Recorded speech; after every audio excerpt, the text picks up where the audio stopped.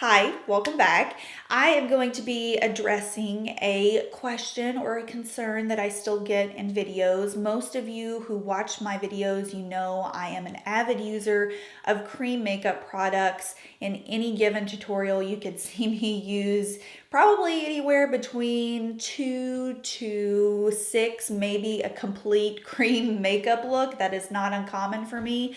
And I still get questions, especially from my combination oily viewers, saying that they haven't really figured out how to incorporate creams into their routine. They don't really know how to use creams because they feel like their skin just breaks down the product by the end of the day. And also they just don't really know which cream products work best for that skin type. So I am going to break all of that down for you today. I'm not only going to show you how to apply cream products when you have combination oily skin, but which cream products you really need to be focusing on and which ones you need to avoid, because not all cream products are formulated to work with all skin types, especially combination oily. So I'm going to go ahead and jump in because I feel like this probably will be maybe just slightly a little bit of a longer video. I'm going to try to get through it as fast as possible though. So let's start out with the base, because obviously this is going to be the foundation for the cream products that you could potentially be putting on top.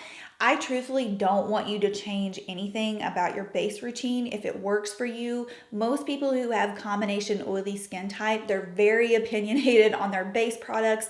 They know what lasts on their skin. So if you have something that's working for you, really you don't have to change it. Today, I'm going to be working with my Bare Minerals Original Powder Foundation. The reason for this, number one, is because it does offer the most flat finish out of all of my, I'm not going to say flat because this does have a slightly luminous finish to it, but it is more on the matte side compared to what I would generally use.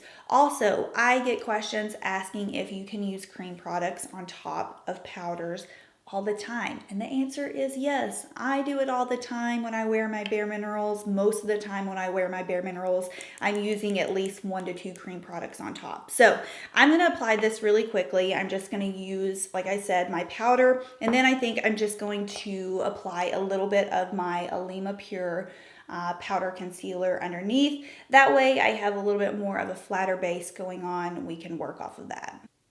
All right, so I'm pretty happy with this, just a nice light medium base going on with my powders. I just got my bangs trimmed, so they're a little choppy, and I'm completely out of bobby pins, so I'm trying to keep them out of my face. I also want to mention, I know I'm going to get comments from some people saying, I wish you would bring a model in, or I wish you would bring someone else in to show someone that actually has oily skin. Here's the problem with that. Every single time I bring a different person on my channel to try and demonstrate on different skin types, you all don't want to watch it. It's like the views plummet, and the problem is when you're scrolling through your feed and you don't see a familiar face, you just keep scrolling. So ultimately in the end, I don't want to get into the YouTube algorithm, but that hurts my channel so incredibly much. And you're just going to have to take my word for it that this look I'm doing on my skin right now and these products I'm recommending will also work for you if you have a combination oily skin type. So now that that's out of the way, so let's talk about our first cream product. We're going to be talking about cream bronzers. Cream bronzers are very in right now, very popular. A lot of people are learning how to incorporate them into their routine. I think they are phenomenal. I think they give you this hyperrealism that a powder bronzer cannot always give you.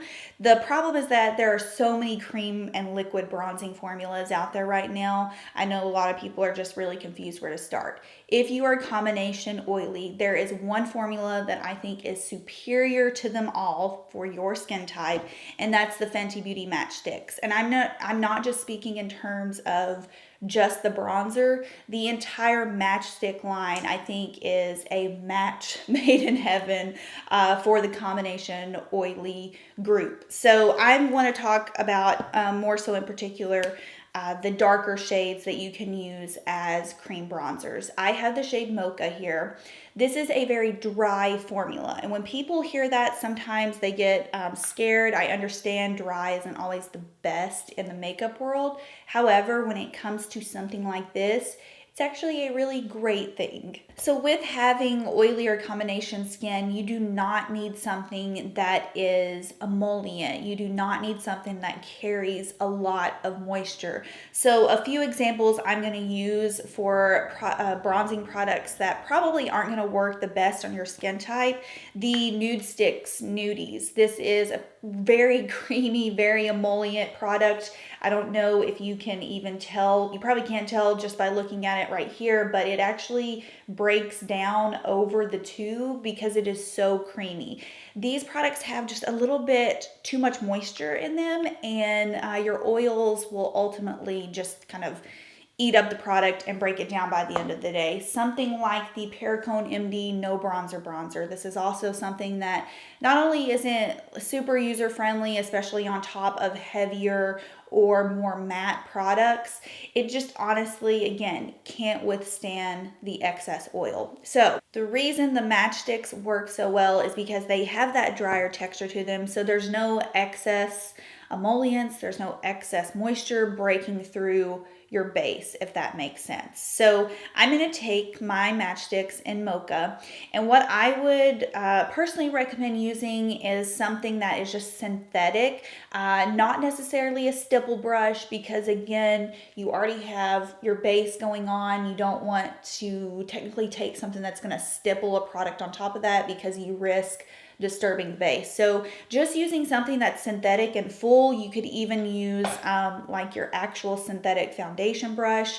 I'm going to be using this one. It's by Sephora Collection today, and I'm actually going to work off the back of my hand. If you are not familiar with creams, you're not as comfortable with them, apply them to the back of your hand first and build up that way. I just in general don't recommend going in and applying straight onto the skin, because again, you risk disturbing your base. So just going to take a little bit of my Matchstixs, and I'm going to lightly start pressing it into the skin with very light pressure.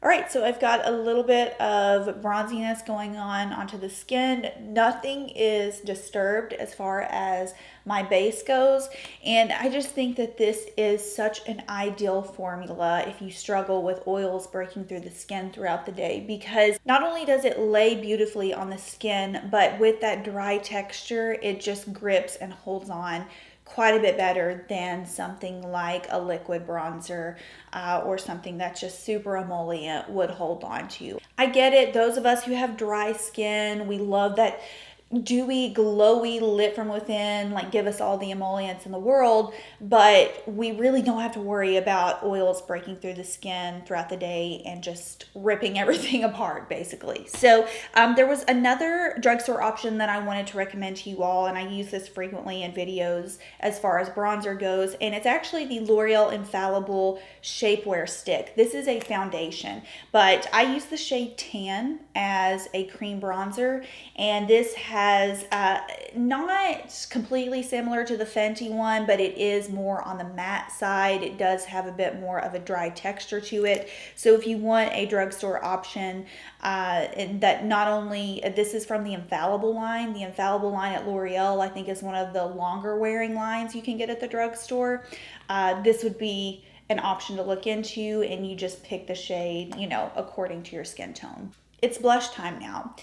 Honestly, there is one point I'm going to make, and truthfully, I think avoiding liquid blushes in general is a good idea. There is only one liquid blush formula I would trust and recommend on oily skin, and that's my Daniel Sandler watercolors. You all know I think they're all around the supreme blush, and the reason that they work compared to other liquid blushes that I've used in the past is because the pigment holds on, the pigment lasts, it does not dissipate, and that's going to bring me into my next point. So truthfully, when looking into cream blushes, I personally feel like stick blushes do tend to hold up a bit better formula wise for combination oily skin, and that's in comparison to something like M Cosmetics, the liquid M Cosmetics blushes, the Glossier a cloud paint. Recently I talked about the Milani Cheek Kiss blush, and the reason I wanted to compare a formula like those to something like, I'm going to use this Colourpop cream blush stick as an example. So again, we're working with a little bit of a drier formula here. I'm just going to put this stick on the back of my hand here as an example, and then I'm going to use, let's just say we'll go with the Milani Cheek Kiss. I'm going to put a little bit on the back of my hand and show you why the formulas that I'm talking about are just technically, in my opinion, better than something like a liquid formula. So I've got quite a bit of this Cheek Heat liquid blush on one side, and I've got my Colourpop stick blush here. So what I'm going to do is, I hope I can show this properly. I'm just going to take my finger and I'm just going to start blending out the Cheek Kiss. So with a liquid formula like this, it dissipates very quickly. The pigment kind of goes away, and oftentimes you're just kind of left with this really lightweight stain type of formula. I wouldn't even necessarily call this a stain because I don't think it's even marketed in that way, but you're just left with a super sheer wet formula. Wet is the problem here. We cannot have moisture hanging out on top of the skin. So with something like this Colourpop here, I'm just going to take my finger and I'm just going to do the same thing. You can see that the color's staying. It's not dissipating. Is it shearing out? Yeah, sure. Anything is going to shear out when you rub your finger up and down on it. But the color, the pigment, it's staying there. It has nice grip onto the skin.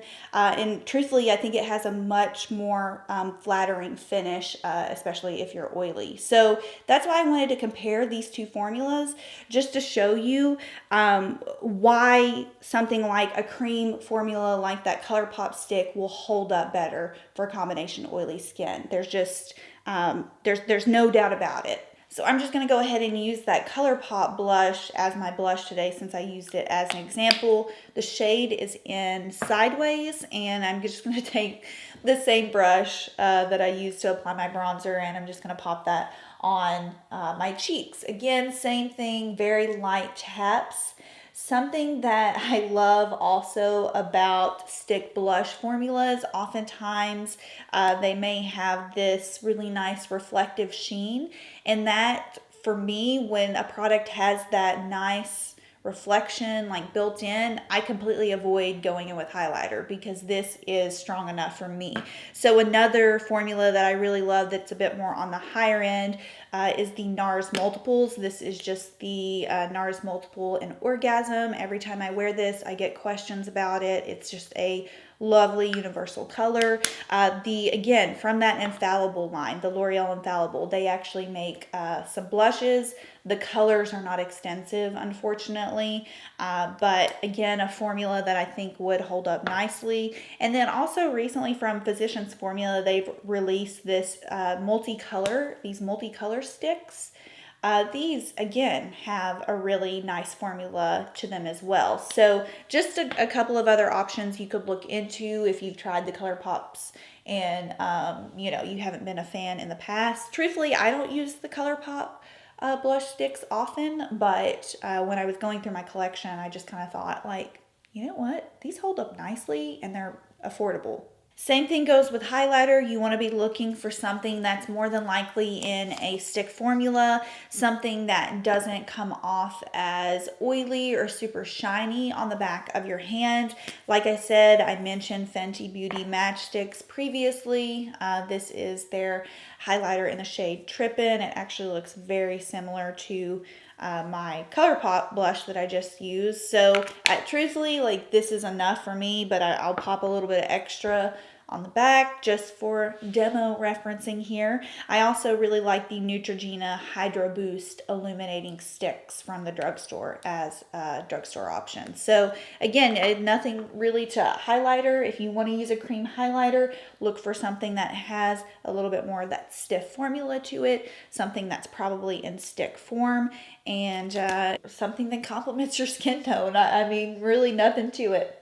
I was kind of hesitant to talk about cream eyeshadows in this video because there's just so many different cream eyeshadow formulas, and one that works for someone is not going to work for the other person. One tip that I do have, if you've struggled with cream eyeshadow and a lot of different formulas, you just feel like they don't last on you, one thing that I do recommend people doing is using something like a translucent powder and just doing a quick like light layer over your lid after you're done applying your cream eyeshadows. That way it'll help absorb some excess oils.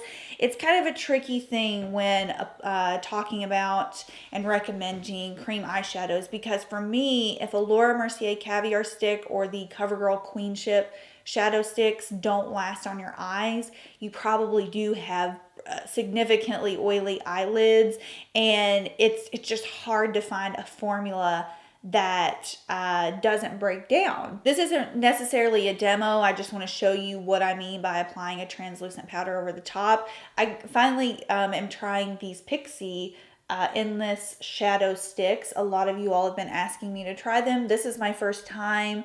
I'm just simply using these as an example. So I'm just going to apply like a very light layer of this Pixie shadow stick. It's kind of like a bronzy color.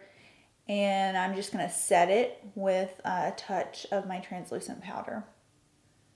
I mean, it's not the best eye look I've ever done, but that's not really what I'm going for today.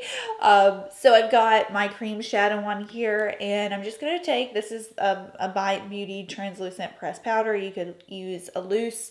I'm just going to take that on an eyeshadow brush and just simply kind of dab that over the top.